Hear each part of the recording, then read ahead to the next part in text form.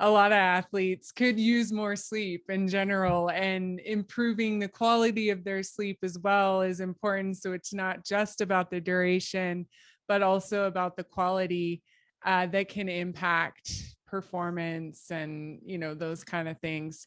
So it's challenging. It's challenging for any athlete. And we do see in the research that athletes do primarily don't get as much sleep as the normal population, and there's many things that go into that, including just the schedule itself, the erratic schedule, having to travel is also an element, the stress, the pressure, all of those things can play a role in athletes maybe not getting as much sleep or good quality sleep that they could be getting.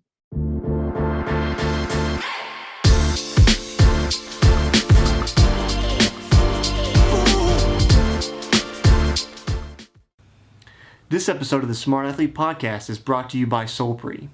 If you're active at all, whether you're running or simply out walking for the day, you've probably experienced one of the number one problems that active people have, and that's chafing. Cerebra's all-new, all-natural anti-chafe balm solves that problem while feeding your skin the vital nutrients it needs to be healthy. If you'd like to stop chafing once and for all and treat your body right, go to Solpri.com to check out the anti-chafe balm today. That's SOLPRI.com. Welcome to the Smart Athlete Podcast. I'm your host, Kermit the Frog. If you've been with me before, you know I sound a little bit different today. I messed up my allergy medication, so apologize for my voice, but I'm actually Jesse Funk, and my guest today, who is tolerating my weird voice, thanks so much to her. She is the Director of Clinical Sleep Science at Cerebra Medical and an adjunct assistant professor of kinesiology at the University of Calgary. She received her PhD and Master of Science degrees in experimental psychology from Washington State University, specializing in sleep EEG. She's helped develop the only validated sleep screening tool for athletes and has implemented sleep optimization strategies for numerous Canadian Olympic and professional teams. Her current interests focus on how to help people sleep better by improving sleep disorder treatments with more precise digital sleep metrics. She was a former college basketball athlete, which we'll get into that. She did an Ironman in 2009, so she's got one on me. And currently chases her 3 young kids around. Welcome to the show, Dr. Amy Bender. Thank you for having me. I'm excited to be here. Yeah, thanks for joining me. Like I always say, to every guest, I'm just excited you show up. I always get a lot, we were talking about before we were recording, I get a lot of value from everybody that shows up and can kind of share their story and the things that they're interested in, the things that they're working on. But you in particular, I'm excited to talk to because we're taking it back a little bit for the show, in that I haven't talked to a primary researcher in quite some time. So I'm excited to have you here, pick your brain a little bit. But I before we get too deep into that, I want to say, as a Kansas City native, going back in your Instagram posts a little bit, thank you for picking Mahomes for the Super Bowl after talking about how much him and Tom Brady sleep. Unfortunately, it seems like he didn't sleep enough, or maybe the other guys didn't sleep enough, and things didn't quite go our way this last year. So my question now, I guess, is, given that this season started kind of rough, do you think most of the guys need more sleep? Is that what's going on, or do we have other things we need to look at? Well, coming from the sleep scientist lens, I think a lot of athletes could use more sleep in general, and improving the quality of their sleep as well is important. So it's not just about the duration, but also about the quality that can impact performance and those kind of things. So it's challenging. It's challenging for any athlete, and we do see in the research that athletes do primarily don't get as much sleep as the normal population, and there's many things that go into that, including just the schedule itself, the erratic schedule, having to travel is also an element, the stress, the pressure, all of those things can play a role in athletes, maybe not getting as much sleep or good quality sleep that they could be getting. I definitely have my own kind of ragged history with poor sleep, especially in college. Excuse me. I kind of wonder if I can get your opinion on this, I guess. Sometimes I find myself, it could be just throughout the day or particularly after workouts, I'm tired, but I'm not sleepy. Is that a common athlete thing where it's like physically I'm drained? And my wife will ask me, well, are you sleepy? Like she'll think, I want to go to bed. And I'm like, no, I don't know if I can fall asleep right now, but I'm exhausted. Like, is that what basically lends to the athletes don't get very good sleep or maybe get less sleep than the average bear, I guess? That is definitely a factor. Tired but wired. There's so many even just light exposure at night can alert your brain to wake up. So if you have an evening game, an evening training session, that can play a role. Some of the hormones that are released, stress, adrenaline, those kind of things can also play a role. And there was recently a study in rugby players where they found that caffeine intake at an evening game, and I know a lot of even recreational athletes out there use caffeine, a pre-workout prior to an evening training session. Yeah. That can also play a role. And in that particular study, they found 20% of the athletes actually pulled an all-nighter. All of them were using caffeine, even at halftime. And 20% actually ended up pulling an all-nighter after those evening competitions. Of course, there's other factors involved, like going out and drinking and those kind of things that can play a role. But caffeine is another one that kind of wakes your brain up and makes it more difficult to fall asleep and stay asleep. And so that's why there's a few strategies we can use to try and combat that. The first thing is having a good pre-sleep routine. So having different rituals that you do, no matter if you're at home or on the road. So doing a relaxing activity before bedtime, taking a warm bath or shower, writing a to-do list, and really preparing your mind and your body for sleep instead of just trying to, get ready for bed, hit the pillow and expect to fall asleep, really preparing your mind and body for sleep. And then utilizing some stress reduction strategies as well, potentially mindfulness techniques. Those kind of things can help activate the parasympathetic nervous system, that relaxation system, to help calm your mind a little bit. Well, I want to back up to the caffeine a little bit. Because like, you mentioned even amateur athletes using caffeine, like in pre-workouts and stuff. I come from an endurance athlete background, running and then triathlon and now back to running. And it's so common because it's shown to enhance endurance performance. Like it helps. I personally don't really use caffeine. I guess my caffeine intake would be like if I eat some chocolate and there's caffeine in that, but like I don't drink soda. I don't take the caffeine supplements to race or anything like that. This is not your area of expertise, but I'm not on a warpath, but I'd like to start a informal petition to get rid of caffeine in sports. Would you join me, or do you think it's okay, we should leave it? I actually, as a postdoc, we had a debate. So I was part of the kinesiology department at University of Calgary, and I'm still faculty and adjunct assistant professor there. And there was actually a debate, like sleep versus caffeine for athletes, and it was very, very interesting. And we both had good sides to the story.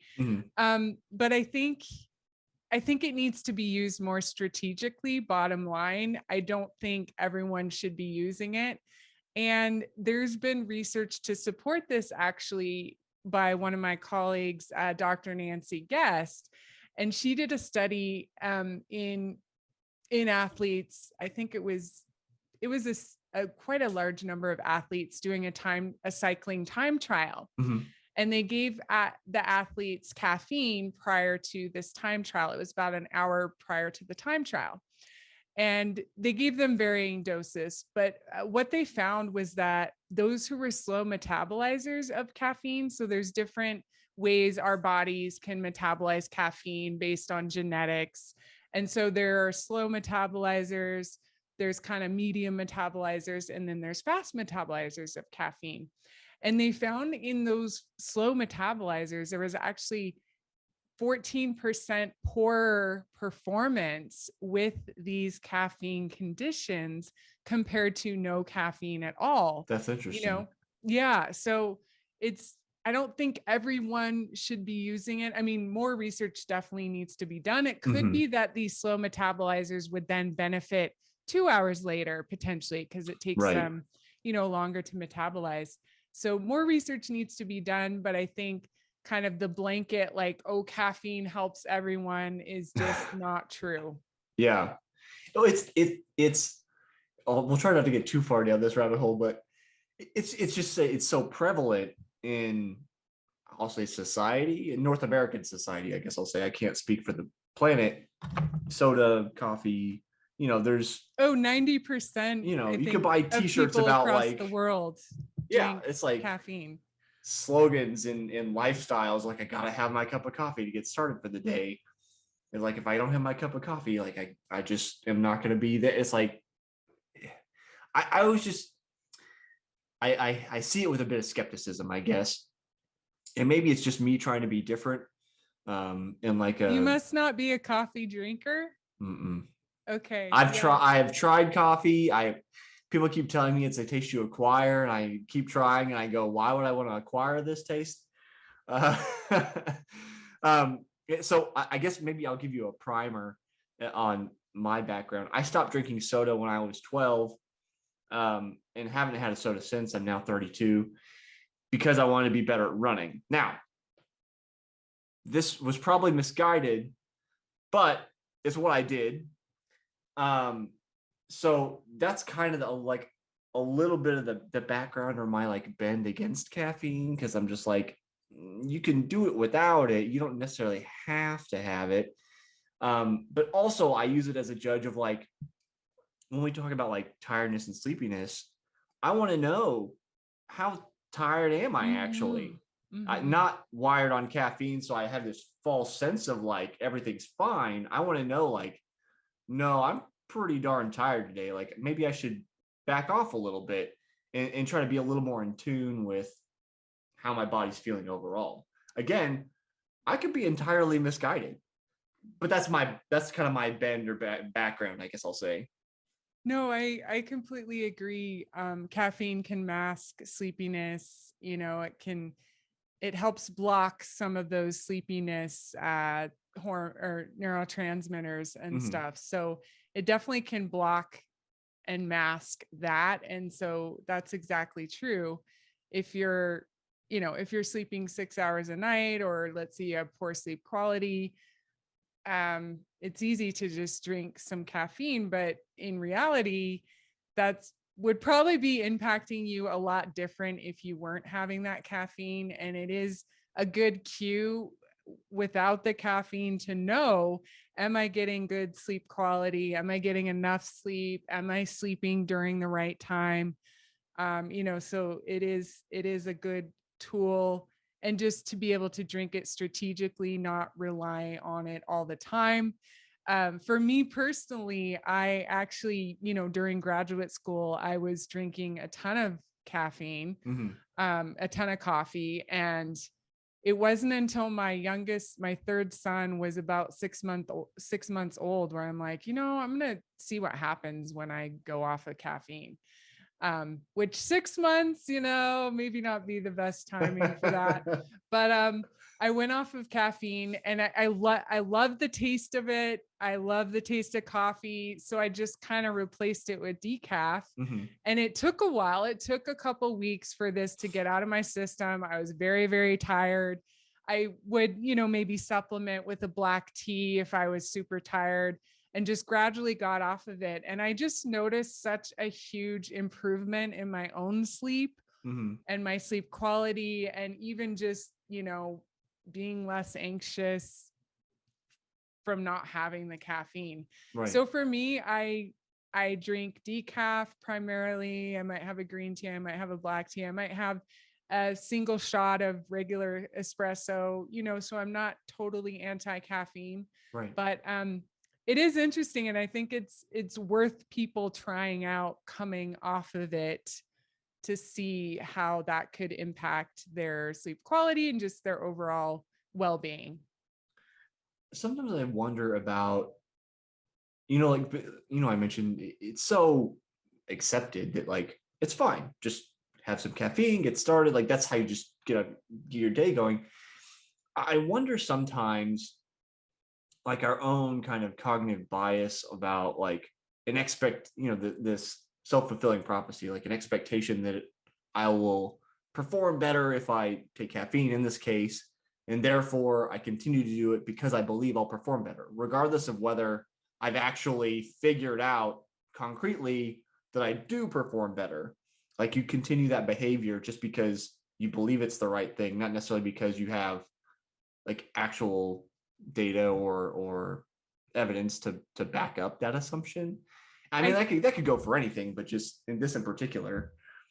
I think there actually was a study done on that, and I might have posted on it a while ago, but they found that even just telling them it has caffeine when it really doesn't actually improve their performance. So there is a placebo element to all of this. And I think there's been other studies to show that if you go into a coffee shop and you smell the aroma, like that can help improve your alertness as well. So yeah, there is an element of placebo and just your expectation of this helping you. Right. It's just, I guess being the owner of a business that sells products directly to consumers, I get that direct consumer feedback on stuff sometimes, or see reviews and whatever, and it's just the way particular people, including myself, I'm sure, think about things. It's like it's not always consistent. It's like I said, we have those expectations, and then we go, it didn't meet those expectations, or whatever it is. So I just, the long and short is, people are weird and interesting. And I always wonder how, being only me, I am nobody else. How do other people navigate the world and see things and perceive things and make certain choices and all that? So I'm getting into the reason I was one of my majors of psychology for undergrad. So well, I have one thought on that too. Sure. I'm very interested in kind of the messages we tell ourselves about sleep even before bedtime. There was research showing that kind of relaxing words played before bedtime actually improve sleep quality, and they might have actually done it during the night as well. And so that is very interesting to me as well. Can we, like, for example, if I know I'm only going to get 6.5 hours or 6 hours of sleep, I've got some work responsibilities, go to bed late, know I have to get up at a certain time. What if I tell myself kind of a self-affirming message that, all right, I'm going to get good quality sleep tonight. I'm just going to do really well for my sleep. And, those kind of messages, I wonder if it could potentially positively impact performance the next day. So that is a really interesting thing I think we need more research on. Well, thinking about like self-talk and before sleep, it makes me think about pre-race sleep or pre-performance sleep. I think you've done some work on that, and you're talking about, I'll call them positive affirmations as just as a lumped group here, but clearly a little bit more than just that. I have the tendency to go the complete opposite direction and be like, oh, I'm not going to get enough sleep. There's all this like negative self-talk. Especially when I was racing triathlon. I mean, you did an Ironman, those things start pretty early, which means if you go to bed, you're probably up at 3 or 4 in the morning to get to the race venue. Like And I did this. I was trying to be a professional, so I did this frequently. I went out to race frequently, traveled, had to sleep in an unfamiliar place, got to be up early, like all the things. And I had such difficulty, or post college, getting used to this kind of new routine, that I found the best times, which was hard to do. I found the best times that I slept was when I decided I didn't care what happened the next day. That whether I slept poorly or slept great, like, I don't care. And then I would go to sleep. But if I was worried about how much I was going to sleep, then I would basically be up half the night not sleeping because I'm so worried about, trying to figure out how to sleep. So how do I actually have a race tomorrow? So this is prescient. So how do I trick myself consistently to know, hey, it's going to be like, I'm going to have the best sleep ever tonight so that I can race well the next day? So I have a strategy for that.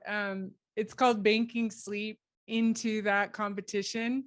Now this is a little late for your race tomorrow, but this is a strategy that is very, very useful for athletes, and it's trying to get more sleep leading into an important competition. And so this could be going to bed a little bit earlier, sleeping in a little bit later, or even taking naps in the week to 2 weeks prior to this competition. There's been a lot of research showing that if you can bank sleep, it helps with reaction time, it helps with mood, it helps with sprints, sprint timing and stuff like that. So this is a really great strategy for people to use. And it usually coincides, with a big event. You're tapering as well. So there's a bit more opportunity for sleep. And so I think people should know that if you can bank sleep, get more sleep leading into this, you're going to perform better during that actual competition. And a poor night's sleep right before the competition is not going to impact you if you have this banked sleep to work with. Right. And that's kind of what I thought you might say, which is unfortunate because I've slept really poorly the last 2 nights because of my issues with this medication that's giving me the sore throat, and then it keeps waking me up because it's painful to swallow. It's been a whole deal. But I know, I've been racing for 20 years now, so I know that it doesn't matter whether I sleep well or don't sleep well the night before a race. It could be anything. Now, fortunately, I'll call tomorrow like a throwaway race. It's not, it's just like, it's going to be my first 10K back. We're just going out to do it and see what happens. So there's no pressure. And if I don't feel up to it in the morning, I'll just not go. Like if, my throat really felt bad or something. So, I'm not too terribly worried, fortunately, but I can take your advice moving forward as we get, closer to some more important ones, and remember, okay, get plenty of sleep, the days leading up to. But the banking thing is interesting because I always thought, I know people kind of talk about it, but it doesn't really seem intuitive to me. It just seems like you got to get your sleep like in each cycle. Like it does, that you wouldn't actually be able to do that. Can you speak any about like what mechanisms are at play or how that might actually work, I guess, physiologically speaking? Well, it kind of depends on the way you frame it. And a number of sleep scientists, they're like, you can't bank sleep. However, the research is pretty clear, but the way they may be thinking about it could be that this banking sleep is paying off the sleep debt that has already been accrued. And so it's either like, it's the same thing. You're either paying off the sleep debt, you're getting extra sleep to pay off a bit of that sleep debt, or, you're just getting more than what you normally need. And so I feel like it's the same thing. As far as the mechanism goes, that's a very interesting question. I'm not sure that I would know why it would be doing this. I mean, with sleep debt, we may have some kind of leftover adenosine in the brain. So adenosine is a byproduct of ATP. And, as the day goes on, the more adenosine accumulates in the brain, which caffeine blocks adenosine. And then when you sleep, it actually reduces that adenosine buildup. So it could potentially have to do with just kind of paying off more of that adenosine buildup, which then helps you perform better. That might be the reason, but I think, yeah, we definitely need more research on that. Okay. And I don't know enough to follow up with that, so we'll try to move on to an adjacent topic. So this is a habit I started a number of years ago, and I also realized that it comes from a place of privilege, because I run my own show and I could do this, but I haven't used an alarm clock in years. Excuse me. I just wake up whenever I wake up, and try to take sleep from that place, especially as I mentioned, like in college. There was one of my years, my sophomore year, I think, I was sleeping like 4 hours a night. It was terrible. I was injured all the time. I was stressed out. And I come from that place. And then like the following year, it was like 11 hours a day, just trying to catch up for all that. It was terrible. And, there's the stress of got to wake up for classes and do the workouts and all that kind of stuff. So some of it's just a personal bend going, I don't have to wake up with an alarm clock, so I won't. But I know that recently you've been posting about trying to get rid of daylight savings time, if I understand it correctly, where you live. I think there's maybe a ballot measure coming up, or you're trying to get a ballot measure added or something like that. I'm a fan because I think daylight savings time is dumb. But what are some better arguments than me just going, that's dumb, because that's not going to convince people. Well, I mean, why should we do this? Because are we trying to get everybody on a schedule like me, where I wake up with the sun, or are there other merits to sticking to just one time schedule? Yeah. Yeah. So there's kind of debate here in Alberta. We had a referendum to say yes to permanent daylight saving time, versus changing the clocks. And the way it was worded, it was, do you want permanent summer hours? Like, who's going to vote no against summer? The tricky And ballot it's measures. like, yeah. So there was no option to keep or to have permanent standard time, which is the best for our biology, because if you have sun earlier in the morning, you're going to have less social jet lag. So social jet lag is kind of the mismatch between our weekday schedule and our weekend schedule, or our work days and our free days, and can lead to a lot of health issues. And so that's why it's really important to have that sun in the morning. And there are places in Alberta where if we were on permanent daylight saving time, the sun wouldn't rise until 10:30 in the morning in the winter. So it's just so bad for our health to not have those cues that wake our brain up. If you look at the difference between outdoor light and indoor light, there is a huge difference. And so for me, even in my own office, I have my light levels are about 100 lux.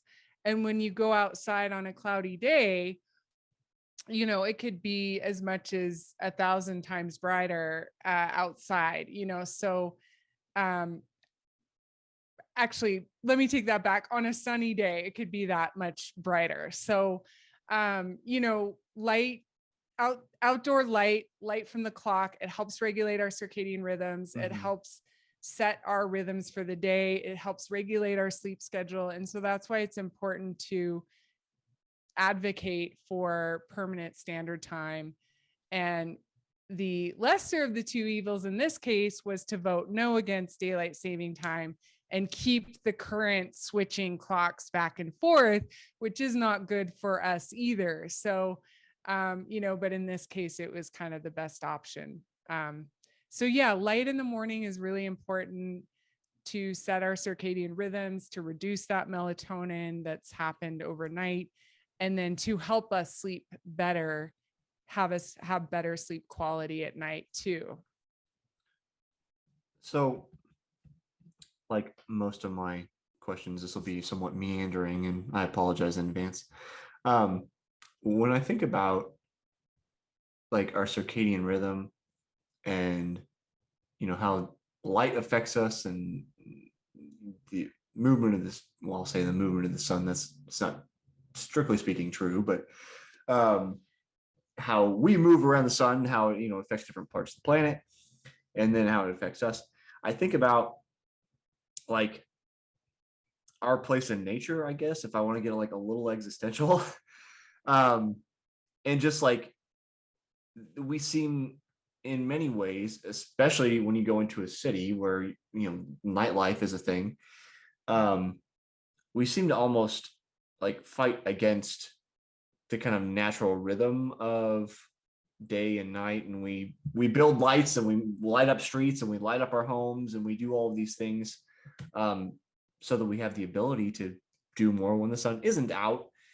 And I think I can imagine at least a caricature of somebody kind of saying, well, I'm strong enough to overcome my own circadian rhythm, and I can, if that's what it takes to be successful, I can do that. And so I wonder which, maybe this is a false dichotomy, but which bend is accurate. Should we be able to say, okay, this is the society we live in, therefore, we need to adapt to it? Or do we try to make the society adapt to what would be deemed, I'll call like our natural rhythm to life on this particular planet? That's a great question. I think if we look at school start times, for example, we've tried starting schools early, 7 a.m. for our adolescents, 7:30. And we find that if we can make those school start times later, that it's more in line with the teenagers' biology.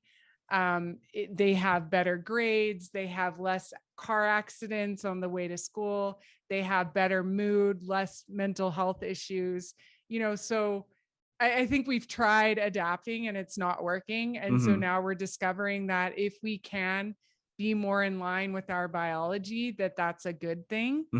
And another thing that comes to mind was a camping study that they did. I think it was at University of Colorado, maybe Boulder. And they took people camping. They looked at their circadian rhythms before they went on the trip. And then they did kind of a few night backpacking trip where they had no access to external light. Like there were no headlamps or anything. It was all campfire. And their sleep dramatically improved. Their circadian rhythms were shifted more to an earlier time, so that's evidence right there too, that if we can follow more in line with our biology, I think we're going to be better off. I mean, should we take that to an extreme and just say like, once the sun goes down, it's only candlelight in the house, or do we like? No, I think we can make adjustments to the color of the light. So Okay. We are most sensitive to blue light, Mm-hmm. which all of our overhead lights with the LEDs in particular are going to have some of that blue light spectrum. And so it's more about, can we change that color to more of the orange, red, Mm-hmm. those kind of things that our circadian rhythms aren't sensitive to. Mm-hmm. And even having blue light blocking glasses is a strategy. So for me, if I'm working late, I'll wear orange colored glasses to help block out some of that blue light. And studies have shown that that's been helpful at kind of preserving our melatonin Mm-hmm. and not having that light impact us as much. So there are different strategies. I don't think you need to go to the extreme by having candlelight, although maybe it'll help. I always I'll kind of play devil's advocate or whatever, just because I think sometimes it gives interesting answers. Or because I think I know at some point like somebody's gonna take whatever idea and like, well, let's take it to the extreme. So I just go ahead and do that. Since you're here and I can ask you before, I think, we were talking before. I always like to ask researchers about the I want to say lack of truthfulness, but maybe I'll say twisting of like study results into pop culture. I had mentioned this like chocolate for breakfast study because I saw chocolate and I was like, I'm in. Just that's that pop culture mentality. I'm doing it, even though I'm like, don't do that. And you were talking about, I think a study you had done regarding napping, and it had been misconstrued in some way. Can you talk a little bit about that? Sure. Yeah, it wasn't a particular study I was doing, but it was a study that came out that found napping is bad. It Mm-hmm. doesn't help your performance. It's not a good thing, and the media kind of ran away with it. Okay. But if you and even I was kind of like, oh, really? I'm gonna look into this a little more because I don't believe this. Mm-hmm. And so I looked into the study a bit more, and what they had done was they had a 30-minute opportunity during the night or a 60-minute opportunity during the night, sleep opportunity. And that was all the sleep they got. And they looked at their performance, when they got a normal amount of sleep versus this kind of napping condition, Uh-huh. and found that the naps didn't help improve performance. And it's just obvious, like you can't substitute 7 hours of sleep at night with a 30-minute nap. And naps are typically defined as daytime sleep. So that was Mm-hmm. another thing where I'm like, this is not, and I wouldn't consider this a nap. This is like a short period during the night. So they ran away with that. And in reality, like naps are a very good thing, and an important strategy for athletes in particular, because there may be situations like if I'm working with a swimmer and they have to get up early Mm-hmm. just as a function of the pool times that are available, the nap can help supplement some of that nighttime sleep that was lost. Mm-hmm. And so, a lot of times I'll hear, I don't want to throw strength and conditioning coaches under the bus, but I've gotten into a couple of Twitter wars with them saying that their athletes are lazy because they can't get to bed on time to get up for this early morning training. Mm-hmm. And in reality, it's just a mismatch with their biology. Their melatonin isn't being produced at 7 p.m. at night. And so, yeah, there's a bit of element of that. So I think naps can be very, very useful. And it doesn't even have to be a large nap opportunity. It could even be 10 to 15 minutes. So in the time it takes you to grab a Starbucks coffee, you could be napping and performing better. There was actually a study to show that head to head, that naps were better for performance versus caffeine. So yeah, I think we should be promoting naps, especially for athletes. So I want to back up just to clarify. So the way you described that study, it sounded more like a study on sleep deprivation than a study about napping. Oh, Is that absolutely. so? It was basically they were saying your only opportunity to sleep all night is either 30 or 60 minutes, and then we'll see how you perform. Is that an accurate representation of Mm-hmm. what they did? Mm-hmm. Yes. Yeah, that's a poorly designed study.